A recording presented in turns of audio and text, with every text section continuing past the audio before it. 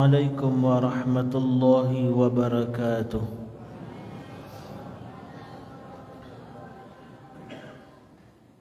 Alhamdulillahilladzi bini'matihi tatimmus salihat wa bifadlihi tatanazzalul khairatu wal barakat wa bitaufiqihi tatahaqqaqul maqasidu wal ghayan. Ashhadu an la ilaha illallah wahdahu la syarika lah wa ashhadu anna sayyidana Muhammadan abduhu wa rasuluhu la nabiyya ba'dah. Allahumma salli wa sallim ala sayyidina Muhammad wa ala alihi wa sahbihi ajma'in, amma ba'd. Yang kami muliakan dan kami hormati Bapak dan Ibu pengurus, nenek mama, alim ulama, para orang-orang tua kami, Bapak dan Ibu kaum muslimin wal muslimat yang insya-Allah pada malam hari ini kita dirahmati dan dimuliakan oleh Allah Subhanahu wa taala. Ucapan rasa syukur kembali kita sampaikan kepada Allah dengan ucapan alhamdulillahirabbil alamin. Salawat dan salam tercurah kepada Rasulullah. Allahumma salli ala sayyidina Muhammad wa ala ali sayyidina Muhammad. Bapak dan Ibu yang dirahmati dan dimuliakan oleh Allah, pada malam hari ini kita akan mengambil satu hadis dari Nabi sallallahu alaihi wasallam, yang mana hadis ini mesti kemudian menjadi sebuah renungan bagi kita. Karena kita sudah berada di 23 Ramadan, artinya kurang lebih 1 pekan lagi Ramadan akan berlalu pergi meninggalkan kita. Maka hadis ini kenapa kemudian mesti menjadi renungan? Karena hadis ini disampaikan dalam doanya malaikat nan paling mulia, yaitu Jibril. Lalu doa Jibril ini diaminkan pula oleh manusia yang paling mulia, yaitu Rasulullah sallallahu alaihi wasallam. Maka rasul-rasulnya ketika yang berdoa adalah malaikat nan paling mulia, lalu yang mengaminkan adalah manusia yang mulia, maka rasanya sulit kemudian doa ini tidak terkabul di hadapan Allah Subhanahu wa taala. Maka apakah doanya malaikat Jibril kala itu yang diaminkan langsung oleh Nabi sallallahu alaihi wasallam?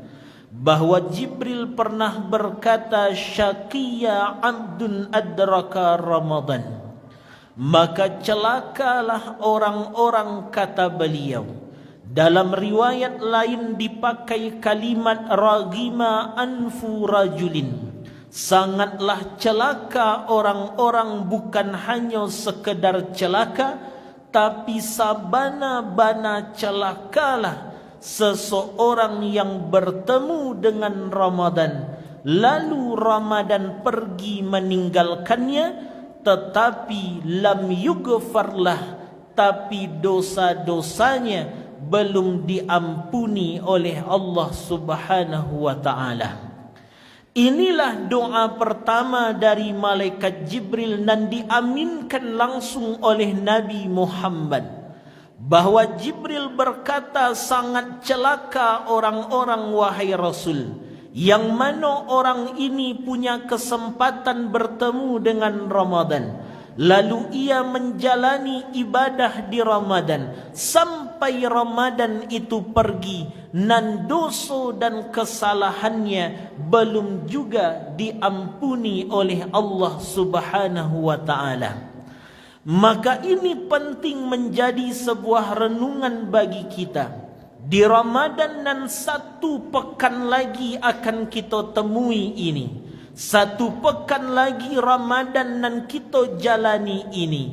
Pertanyaan yang muncul, sampai 23 Ramadan ini nan dosa kita kira-kiralah diampunikah oleh Allah atau belum kira-kira Bapak Ibu?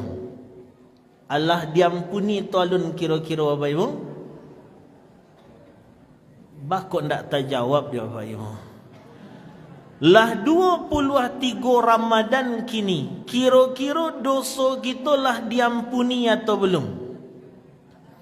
Untuk mencek kemudian dosa itu sudah diampuni atau belum, waqala ba'dal hukama, berkatalah ulama ahli hikmah, innama tu'rafu taubatur rajul fi arba'ati asya.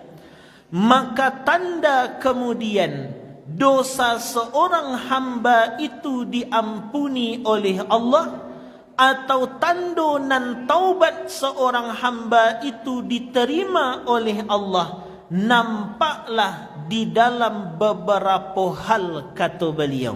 Jadi untuk mencek sampai 23 Ramadan ini dosa lah diampuni atau tidak, ada tanda-tandanya, kata ulama ahli hikmah. Apa tanda yang pertama? Ayyumsika lisanah minal fudul, bahwa tanda orang nan dosanya sudah diampuni, tanda orang yang taubatnya sudah diterima, maka orang ini adalah orang yang mampu menahan lidahnya dari berbicara sesuatu nan tidak penting, apalagi lidah sampai bermaksiat kepada Allah. Aku tanda pertama kecek beliau. Jadi kalaulah diampuni dosa awak, nan kecek keluar tu banyak kecek yang mulai difikirkan, nan indak paralu ndak dikatakan, yang indak bermanfaat tidak diucapkan, apalagi ucapan-ucapan nan mengandung dengan dosa itu. Kini sampai 23 Ramadan, ba'a kira-kira lidah wa apa ibu masih banyak mengecek nan indah-indah, atau lah elok lidah tu kecek selama kini? Banyak nan tak terjawab dia Pak Ibu. Tadi lah 2 pertanyaannya. Kadang kemudian masih terjadi apalagi ucapan yang mengandung dosa. Contohnya 10 Ramadan tu kan banyak orang i'tikaf. Diadakanlah i'tikaf di berbagai masjid, hadirlah orang kesinan. Sedang awak i'tikaf itu nampak kawan laluknya ketika i'tikaf. Kecil awak laluknya kemari. Kok kalau laluk mengah kemari goncak di rumah seleh. I'tikaf mereka ko. Maka kalau masih mode tu lidah berbicara saat i'tikaf, itu tanda dosa kita belum diampuni. Lainan mode-mode tu apa yuk? Tapi ndak ada tadi lain. Ataupun kemudian saat i'tikaf, ketika i'tikaf diundang dek panitia, Bapak Ibu silakan dan ikut i'tikaf, datanglah 10 hari ke masjid awak. Nanti babuko disiapkan, sahur disiapkan. Datang kita i'tikaf, tapi nanti pas sahur agak talambe nasi tibo. Kecil awak, yo ndak batu ana panitia ko dah. Las jam ampe hari ndak do yo nasi tibo do. Jua ke sahur kalau mereka ko. Itu tanda alun dosa diampuni di Allah. Karena ndak peduli dan ndak harus. Kenapa? Karena orang-orang kemudian yang lah benar dan dosanya diampuni, maka kata Imam Hasan Al-Basri, lidahnya berada di belakang hatinya, kecek beliau. Makna lidah berada di belakang hati, direnungkan dek hati dulu, baru kemudiannya berbicara. Inilah tanda daripada orang nan dosanya diampuni oleh Allah Subhanahu wa ta'ala. Bahkan juga kata ulama ahli hikmah, tanda-tanda orang nan dosanya lah diampuni itu, kata beliau, apa tanda kedua? Tidak ada lagi rasa hasad, iri, dengki kepada sesama manusia. Kadang tak jadi je ndak di bulan Ramadan Bapak Ibu. Tak jadi je. Kecik kawan, siano tu santiangnya batu 20 Ramadan baru lah khatamnya baca Quran. Kecik awak kancang membaca tiyonya. Kalau kancang awak pandai lah awak khatam 5 balik hari putih dia awak. Dia awak kan indak membaca koyo baino inoi juaratinya. Itu dia alun khatam sampai kini. Itu tanda hasad hati itu namanya. Atau nan dulu amo agih tahu. Dibuatkan jadual kemudian setiap hari itu pantah pabukuan untuk imamnya. Hari pertama iko, kedua iko, tiga iko, sampai 5, 6, 7, 8, 9, 10 sampai terakhir. Di hari nan ke-10 datanglah ibu-ibu nan mantakan pabukuan sesuai jadual. Saatnya mantah pabukuan, kebetulan ada lo ibu-ibu batiga orang tagak di masjid itu. Lah dia giahnya pabukuan di ibu tadi, pai ibu delai. Saat ibu tulah pai, kecek ibu nan batiga tu. Pak Imam, tu bu, cocalia nan dia giahnya tu. Biasalah Pak Ibu. Ketika dicalia isi rantangnya, ternyata isinya nasi cie, samba cie, raga-raga cie. Kecek awak mengecek, yo pilih mana? Awak waktu jadwal awak petang 2 samba macam awak giah. Kolak babalian, cindu babalian, iko nasi yo samban cik, yo bana pilih na sedekah ke. Iko tando-tando dosa orang tolong diampuni di Allah Ta'ala. Jadikan bisa awak mengukur itu. Kira-kira sampai 23 Ramadan ini, nan dosa kita tulah diampuni atau belum. Kalau seandainya di 23 Ramadan nan dosa belum diampuni, taubat belum diterima, masih ada kesempatan sepekan ke depan untuk menggapai ampunan dari Allah.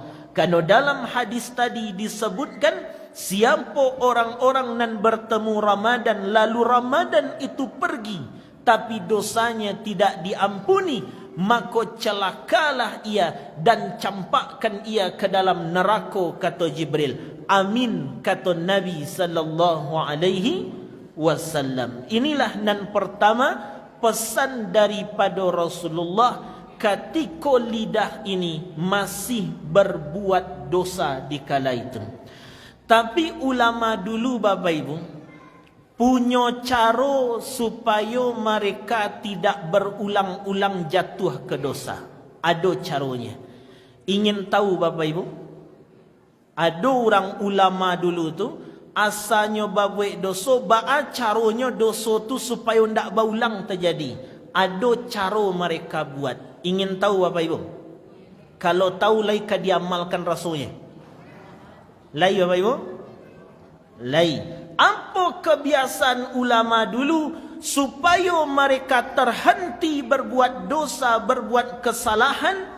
Mereka sejak hidup sudah mulai menggali kuburnya sendiri.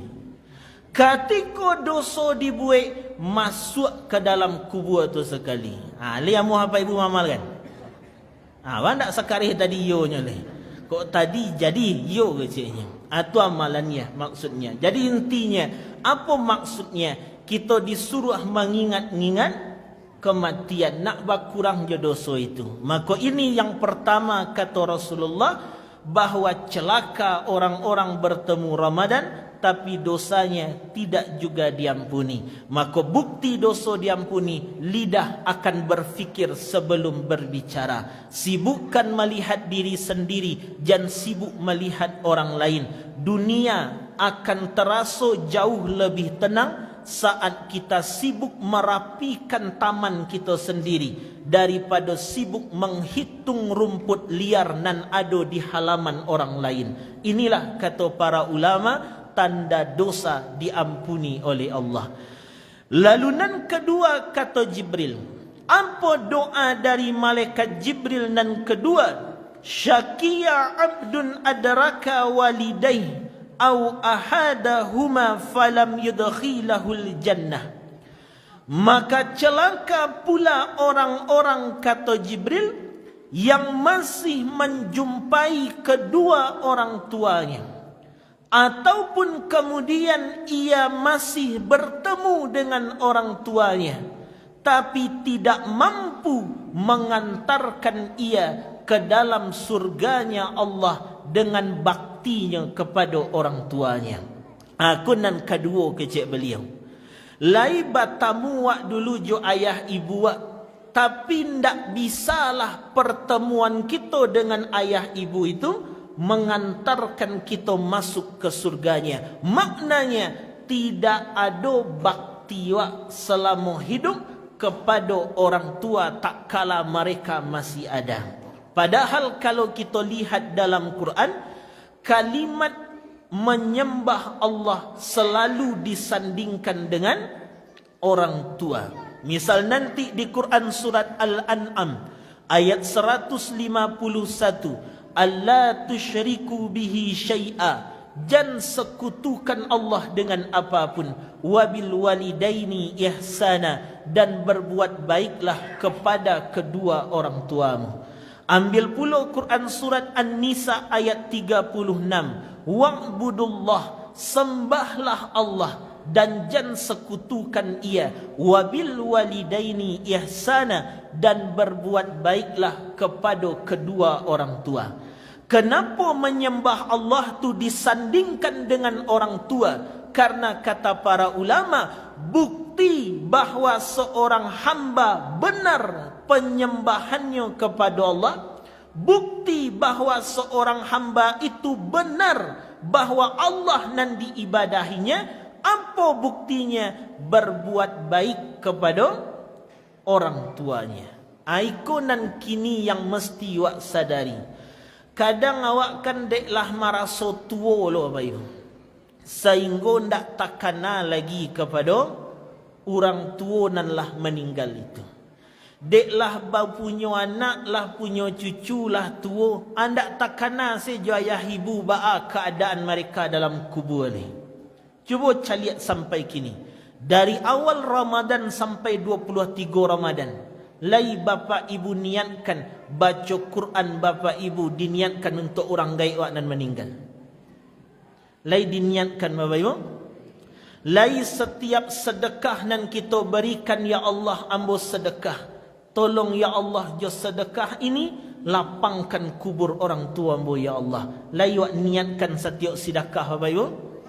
Setiap kita masuk masjid ambo ibadah, ya Allah ke rumah engkau salat, kalau memang ini engkau jadikan amal sebagai ibadah di hadapan engkau, maka sampaikan pula manfaatnya untuk orang tua ambo dan lah meninggal ya Allah.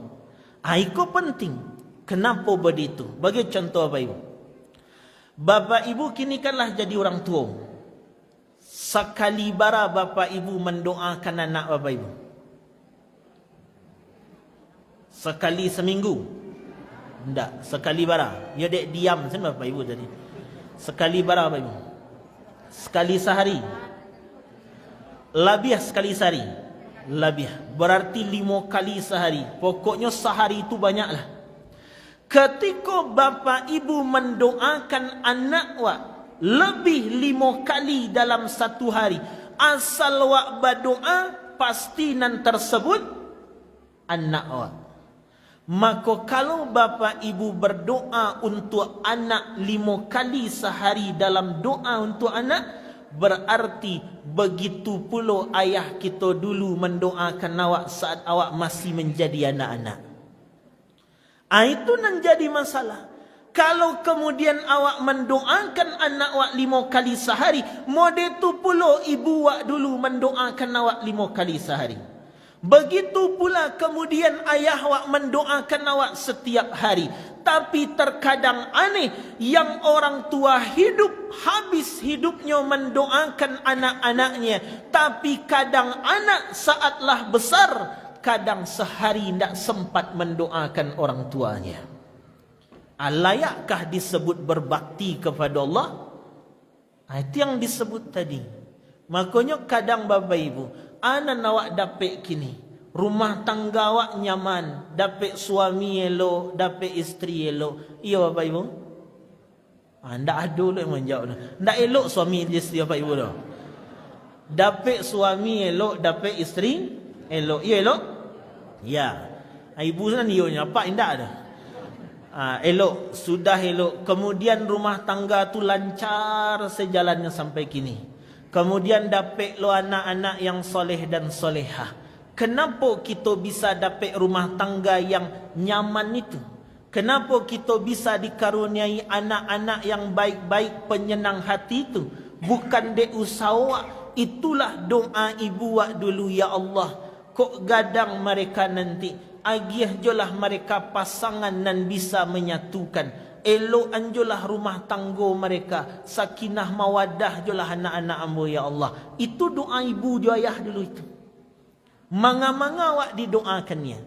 Makanya orang tua itu, seberapapun tuanya dan seberapapun besar anaknya, nan doanya ndak pernah berhenti, bahkan perhatiannya ndak pernah kurang. Bapak Ibu rasakan, setua apapun anak, nan perhatian orang tua tetap sebagaimana anak tu kecil. Ambo merasakan itu. Lah model kau mu ambo kini ya. Allah Bapak Ibu seumuran jambo kira-kira. Ya kan batanyo nya Bapak Ibu. Allah umur ambo dan Nabi kini lawanya lah 30. Allah segitu apa umur Bapak Ibu? Oh lah biar. Lah 30 umur ambo kini, tapi perhatian kasih sayang orang tua sama seperti ambo masih kecil dulu. Kemarin tu ambo kajian di satu tempat Ramadan ke. Kebetulan waktu Ramadan tu tim Ramadan datang. Ada pula kemudian anak-anak pesantren yang isi kultum. Tim Ramadan pula sudah tim Ramadan. Duduk siap tarawih, duduk lo sama-sama dulu sambil minum-minum seketik. Lah jam 1:30 balik hari. Jam 2 balik ambo tiba di rumah. Ketika jam 2 balik tiba di rumah itu, rumah kebetulan bersebelahan je rumah orang tua, tapi beda pintu. Saat wak datang masuk jonda tu, nampak rumah papa jo mama tu di lampunya sekali balik. Ketika hidup lampunya, berbunyi kunci pintu sekali. Manga beliau keluar. Cuma bertanya, bakok lama nak pulang nak? Kama tadi? Yo tadi ada tim Ramadan. Oh yo, kabailah kapa kok terlambat tu pulang. Tu kecik beliau. Karena mamamu menyebut papa tu perhatiannya luar biasa. Asa alun pulang anaknya, rusuhnya ndak ada kalau itu. Ndak ada yang akan tidur. Bertanya je, tapi kadang gengsi tu lo ayah tu. Bertanya je ke mama, telefonlah tanya di mana kini. Rusuh je model tu baru. Model tu khawatirnya orang tua. Bahkan hari Senin kemarin ambo ke Lubuk Basuang. Waktu ke Lubuk Basong pergi jam 6 pagi berangkat di rumah, 6:30 lah tiba lo chat orang tua. Apa chatnya? Lah di mana Yaman di jalan. Padahal baru berangkat baru. Jam 9 ditanya, alah tiba. Alah mah, beko kalau lah sudah acara sinan pulang sekali dicapek. Jangan kama-kama lo, beko kok hujan ke hari, kok baagi di jalan beko, kok runtuh ke beko, wak lewat kalau ambil pulai banyak keciknya. Model itulah perhatian orang tua. Tapi kadang awak sebagai anak, deklah tua lah punya keluarga surang, manelpon mananyo kabar pun namuh sekali sepakan. Aku yang jadi masalah.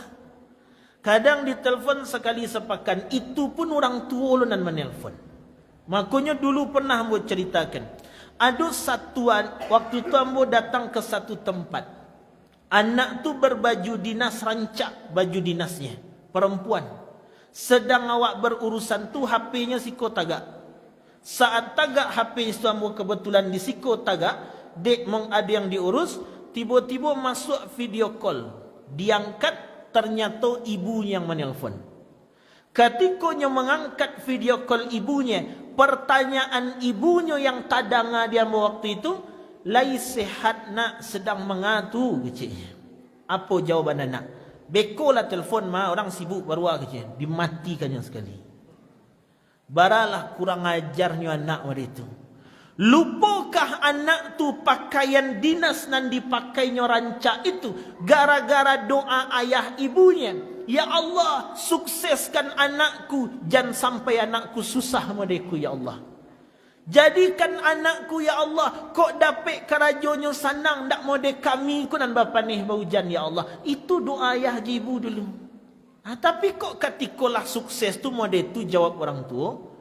Maka katur Jibril, celakolah orang-orang dan modeko yang sempat bertemu ayah ibunya, bahkan ayah ibunya meninggal tapi tidak nampak baktinya kepada kedua orang tuanya. Maka walaupun beliaulah meninggal, tetap kana ingin doakan dan sebagainya. Makanya kami apa ibu dulu pernah mau ceritakan juga, kadibau ayah je ibu tu pai ke Makkah pitih ndak dolah. Jadi anan bisa wa agih ke beliau. Anan bisa. Maka setiap di luar Ramadan ko setiap ambo pai kajian, pulang kajian tu ambo telefon mama tu. Anga nelfonnya batanyo lainan kadibali ma kecil. Rato-rato orang tua ketika ditanya lainan kadibali apa jawabannya apa ibu? Ndak, itu sejawabannya. Orang tua tu hebatnya. Lai kadibali ndak pari amah kenyang. Ada kadibali ndak simpan salah pitih itu. Tu hebat orang tua. Dikirim pun pitih ke orang tua, mak kok ada rasa ki seketik mantu ama kok kabalia dia mah simpan salah. Para lu banyak leh pitih ama je palai je baru. Padahal entah ada uang mereka tu entah ndak. Padahal mungkin seorang ibu punya keinginan menjelang hari raya. Apa keinginannya? Kok baganti je lah gorden rumah ke bara rancaknya gua. Tapi pitihnya ndak ada untuk mengganti. Nyo punya keinginan uang ndak ada. Saat anaknya magiah, nyo berkata simpan sepitih itu. Akan hebat orang tua itu. Ndak pernah nyo minta apa-apa. Akhirnya ambo telefon tari. Rato-rato jawaban mama tu ndak ada. Sekali waktu ambo kajian arah ke Fanta, Matua, Kampung Pisang.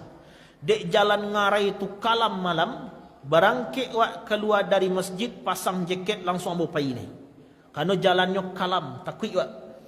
Kemudian tiba di simpang tembok, baru takana. Telefonlah mama lu. Tadi ndak buat telefon kadibali dia. Di telefon ma. Yo, ada kadibali ma, di ma ngaji di Kampung Pisang ma dekat dalam Kapanta. Ayolah, pasan lama dek lagi ngaji Kampung Pisang tu. Ma, karak kaliang Sungai Jariang tu dia nama cik beliau. Awaklah di simpang tembok, beliau minta dan di Sungai Jariang beliau. Ketika kemudian ambo ka menolak, ka mangecek, bisuak balahnya mah. Lah tiba simpang tembok. Takana dia ambo dulu papa. Waktu wak ketek-ketek tu, menangis-nangis minta sepeda. Pulang papa dari sawah siang-siang, kumuh-kumuh sawah. Makanya marengek sejak tadi bahkan ndak sepeda, ndak amuh kecian mah. Ayo besok beliau, ndak pokoknya kini kecik. Namanya anak-anak kan pada itu. Pokoknya kini. Apa jawaban beliau? Kecik beliau jadi apa mandi taludi, sembayang lu makan beko payuak. Sedang beliau mandi tu hujan labik hari. Ketika hujan labik awak menangis jom minta sepeda, beliau belum sempat makan, beliau pakai mantel dengan motornya. Pai beliau membalikan sepeda anaknya berhujan-hujan. Padahal baru latih pulang dari sawah. Mangana itu ndak sanggup lu ambo menjawab ke mama, bisuaklah baanya mah. Akhirnya ambo balik ke belakang ambo tanya, bara dia makan di Bali mah bara kilo, setengah sajalah tu je. Kok 5 kilo japui jadi lah, kok setengah ke japui. Tapi akhirnya pai ke belakang, dapat alhamdulillah dia gih tiba di rumah, komantu ama. Senyum beliau menerima, itu lebih dari segala-galanya. Inilah yang pertama, walaupun orang tua meninggal, nampakkan bakti itu. Bahkan nanti buka di Quran, surat Al-Ahqaf ayat 15 kalau tidak salah. Arba'ina sanah. Kalau umurlah sampai 40 tahun lebih, salah satu perintah Allah, wa ala walidayya, maka sempurnakan baktimu kepada orang tuamu. Yang terakhir Bapak Ibu, apa yang terakhir? Doa dari malaikat Jibril, syakiya abdun dzukirta indahu falam yusalli alaik. Maka celaka orang-orang yang ketika namamu disebutkan di dekatnya, tapi ia tidak mau bersalawat kepadamu. Amin, kata Rasulullah. Maka ini pula yang disebut oleh Nabi di dalam hadisnya, al-bakhilu, orang-orang nan bakhil, pilih tu sia. Tahu apa ibu bakhil?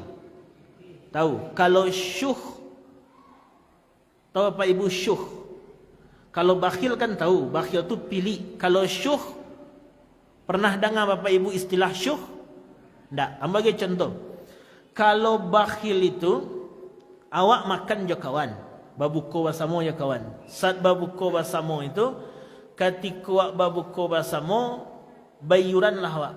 Makan 20.000 sudah. Awak hitung-hitung, makan je ayam 20.000 nya ko. Awak ambil kepiti 20, aku kurang dia mau 20 ke cewek. Yo bana untuk awak sen.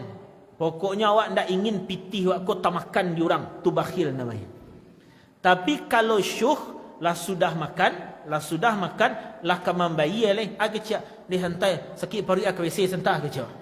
Bagok ke WC supaya orang nan bayi atu syuh namanya itu. Jadi lebih bahaya lo syuh daripada bakhil. Kalau bakhil membayan orang nak muah. Kalau syuh kok dapat je punya awak orangnya membayan. Atu syuh namanya. Siapa orang bakhil itu salah satunya allazi man dzukirtu indahu falam yusalli alayya. Orang-orang bakhil itu kata Rasul adalah mereka nan mendengar namaku tapi mereka tidak mau menyebut namaku, tidak mau salawat. Makanya sering-seringlah menyebut nama Rasulullah. Karena nama aku sering disebut Nabi. Di Telaga Al-Kausar Bapak Ibu, saat Nabi kemudianlah berdiri di Telaga Kausar, semua orang berlarian dan panik dengan hidupnya. Di saat itu Nabi tidak langsung meminum air di telaga itu. Ketika itu Allah bertanya, wahai Rasul, minumlah air itu sebagai balasan perjuanganmu di atas dunia. Nabi hanya berkata, mana umatku ya Allah, mana umatku ya Allah. Bahkan ketika beliau kemudian akan meninggal dunia, maka di saat itu pun beliau berkata, ya Allah, seperti inikah sakit mati ia? Kalau ia, kumpulkan semua sakit mati itu, timpakan saja kepadaku, jangan kepada umatku ya Allah. Bahkan di padang mahsyar ketika beliau dibangkitkan pertama kali, seperti orang kebingungan ke depan, belakang, kiri dan kanan. Saat itu Allah bertanya, siapa yang kau cari wahai Muhammad? Beliau tidak mencari anaknya, beliau tidak mencari cucunya, tapi beliau kata, ma umatku ya Allah, ma umatku ya Allah, ma umatku ya Allah. Bahkan juga kemudian dikala beliau kemudian dalam artian sedang 3 hari tidak keluar-keluar dari rumah, ditemui oleh Fatimah. Ketika itu Fatimah mendapati Nabi dalam keadaan bersujud sambil menangis. Ditanya dek Fatimah, ya Rasul, wahai ayah, bakoklah 3 hari tidak keluar rumah, engkau bersujud menangis, sujud nangis. Menjawab Rasulullah, 3 hari yang lalu malaikat Jibril datang kepadaku menggambarkan 7 pintu neraka. Dari 7 itu 1 pintu diisi oleh umatmu wahai Muhammad. Mendengar 1 pintu neraka akan diisi oleh umatku, maka tidak tega aku mendengarnya. Sejak kabar itu datang, 3 hari sudah aku menangis di dalam sujudku, mendoakan agar umatku tidak masuk ke dalam nerakanya Allah Subhanahu wa ta'ala. 3 hari 3 malam Nabi itu menangis mendoakan kita. Maka wajar kemudian Nabi berkata, pilihlah umatku nan mendengar namaku tapi tidak mau bersalawat kepadaku. Maka di 7 hari kehabis Ramadan ada amalannya. Amalan ini dia sampaikan oleh Imam Az-Zuhri dan Imam Malik. Apa amalannya? Menjadikan salawat sebagai nafas di sela-sela Al-Quran. Maksudnya bahwa Imam Malik pernah berkata bahwa saat mereka membaca Quran, bertemu ayat-ayat nan berkaitan dengan Rasulullah. Kan banyak tu Bapak Ibu. Innallaha wa malaikatahu yusalluna 'alan nabi. Itu untuk nabi itu. Inna fatahna laka fatham mubina. Setiap ayat nan ada kaitannya dengan Rasulullah, maka ulama berhenti dalam ayat itu. Maka mereka menangis dan menghabiskan waktu mengingat dan menyebut nama Rasul sallallahu alaihi wasallam. Bahkan ada juga ulama lain memiliki amalan Madinah di hati. Apa itu Madinah di hati? Secara fisik kita tidak di Madinah. Secara fisik kita berbeda tempat dengan Rasul. Cuman nan hati kita tidak lepas dari Nabi Muhammad. Maka konon dalam beberapa riwayat, ulama besar setiap kali akan berbuka puasa, mereka tidak mendahului meminum air dan memakan kurma kecuali dengan menyebut nama Nabi sallallahu alaihi wasallam. Bangkok mode itu seolah-olah disebut nama Nabi, seolah-olah mode babuko je Rasulullah. Itu harapan kata para ulama. Ataupun kemudian ada yang spesifiknya. Apa amalan spesifiknya? Menghadiahkan amal untuk Rasulullah. Apa yang dihadiahkan? Bukan pahalanya. Jangan Bapak Ibu salah faham. Maksud hadiah tu ba'a. Ya Allah, ambo puasa kini. Puasa ambo hadiahkan untuk kekasihku Nabi Muhammad. Sama mereka Bapak Ibu. Awak maja nak wak. Nak, kalau makan tu duduk baselo kecil wak. Kan wajah itu. Tiba-tiba anak tu makan, baselonya duduk. Saat baselo disabutnya. Ma, kuah. Duduk baselo modena nama kecian tadi. Senang tak hati apa itu? Senang. Model telujur Rasulullah. Diajarkan dek Nabi puasa, diajarkan dek Nabi salat, diajarkan dek Nabi ibadah. Maka saat wak beribadah, wak sampaikan ya Rasul, ambo berpuasa sesuai dengan yang kau suruh ya Rasulullah. Hadiah itulah yang akan menyenangkan nama Nabi Muhammad. Maka itu kata Habib Aziz As-Segaf, apapun amalan dan Bapak Ibu lakukan, niatkan hadiah untuk Rasul sallallahu alaihi wasallam. Inilah 3 hal dan mesti jadi renungan bagi kita. Nan terkhusus nan pertama tadi. Karena Ramadan cuma 1 pekan lagi, kejarlah ampunan Allah itu. Jangan sampai nanti keluar Ramadan tapi dosa-dosa dan taubat kita belum juga diterima oleh Allah Subhanahu wa ta'ala. Itulah abad dan ibu yang bisa kami sampaikan. Mohon maaf atas segala kekurangan. Dek juga menjelang Idul Fitri mungkin kita tidak bertemu. Ambo juga menyampaikan minal aizin wal faizin. Mohon maaf lahir dan batin. Mudah-mudahan Allah terima amal ibadah kita di bulan Ramadan ini, siangnya malamnya, dengan segala kekurangan dan ketidaksempurnaannya. Mudah-mudahan tetap diridhoi oleh Allah Subhanahu wa ta'ala. Dan mudah-mudahan di 1 Syawal kelak nanti kita memang kembali kepada fitrah kita sebagai hamba-hamba Allah Subhanahu wa ta'ala. Al-Fakir ad-Da'i indallah. Assalamualaikum warahmatullahi wabarakatuh.